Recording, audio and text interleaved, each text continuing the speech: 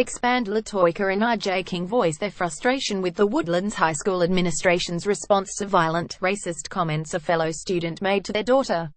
Photo by Megan Flynn. Their daughter had just been posting on Snapchat about her support for the NFL players kneeling during the national anthem when she came downstairs to tell her dad, RJ King, that she was afraid for her life.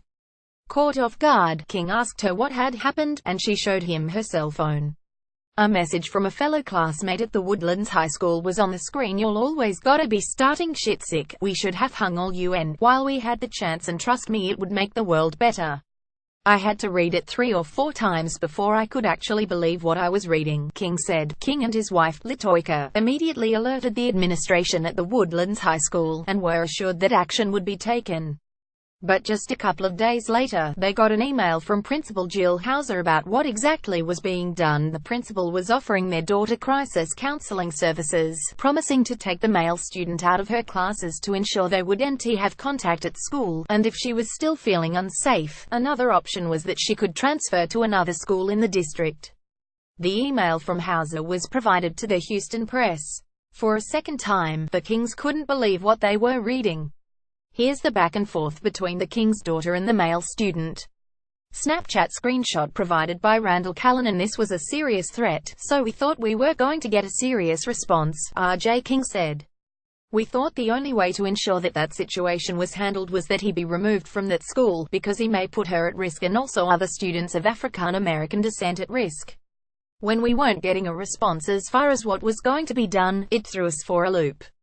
On Wednesday, RJ and Latoya King aired their complaints about the school's lack of action following the overtly racist comments at a press conference hosted by their attorney, Randall Callanan, and with support from various civil rights groups. Callanan has not taken any legal action, but will be present when the Kings attend administrative hearings with Conroe Independent School District administrators in which they are seeking more serious discipline for the boy who sent the messages. In a statement, the Conroe Independent School District said privacy matters prevented administrators from telling the press details about what action was being taken, but assured reporters that the situation was being handled. Latoya King said administrators also told her and RJ that student confidentiality laws prevented them from sharing too many details with the parents at first about the student at issue and the school's plans for discipline. Although the comments made on Snapchat occurred over a weekend and not on campus, Conroe ISD does not tolerate behavior of this type, the statement said. The campus administered several levels of disciplinary consequences and continues to work with the students involved and their parents.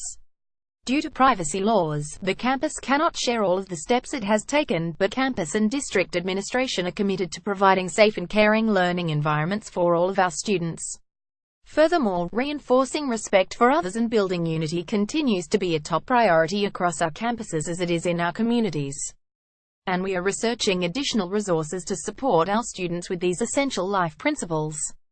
Latoya King said the Woodlands High School principal's course of action, moving around the boys' schedule so the students wouldn't have contact, has already failed. Earlier Wednesday morning, she said, she received a text from her daughter, informing her that the boy was right in front of her. "We responded like, 'Where are you? Are you okay?' Latoya King said. But, of course, SHES in school, so a couple of hours go by before we get a response from her that, 'Yeah, I'm okay. Sending your child to school, you shouldn't have to worry about their safety.'" The Kings moved to the Woodlands from Michigan a year ago, and said that before they came here, their daughter had never experienced racism at school. The first time was this past year, when Latoya King said a student told their daughter in class that he heard Trump was sending people back where they came from. "Was she worried about going back to Africa?" She had called her parents crying, Latoya King said.